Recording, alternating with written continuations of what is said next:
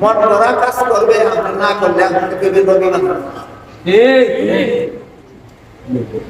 এটা হলো চক্রান্তমূলক শয়তান। এই চক্রান্তমূলক কাজ করে আগে নবী মানতে পারবে, নবীর কথা বলতে পারবে, এই কথা বলতে পারবেন কিনা?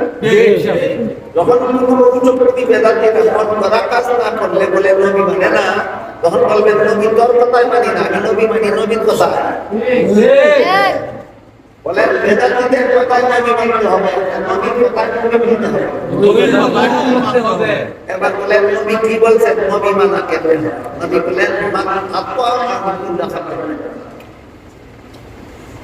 আমার কথা যারা মানে, আমার কাজ যারা ফলো করে, আমার অনুসরণ যারা করে, এরা অনুসরণ যারা করে এরা নবী মানে, এরা আমার সাথে আমার